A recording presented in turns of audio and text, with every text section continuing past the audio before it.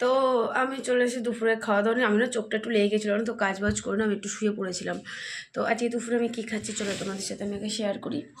এখানে ভাত, ডাল, উমাকু, আলু ভাজা, আর ডিম পোচ, আর এখানে আচার। তো আজকে আমি দুপুরে এটাই লাঞ্চে এটাই খাবো। আজকে দুপুরে এটাই রান্না করেছি হালকার মধ্যে, তার কারণ তোমার দাদা আসবে, আমাকে রাতে আবার রান্না করতে হবে। তা ভাবলাম দুপুরবেলা এইটুকুনি করি। গরুকে খাওয়ানো হয়ে গেছে, আর শানকি খেয়ে গেছে, তো তোমাদের সেটা সকালে শর্টসে দেখিয়ে দিয়েছি।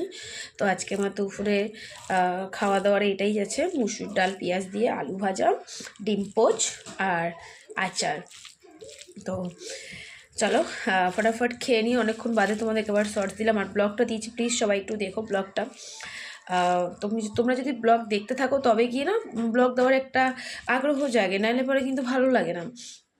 তো লাইক কমেন্ট করতে হবে, এটা কোনো ব্যাপার নয়, ইচ্ছা হয় করো না, ইচ্ছা হয় করো না, okay no problem, but at least ভিডিওগুলো দেখো, ভালো লাগবে, তাহলে আমিও দিতে ইচ্ছে করবে।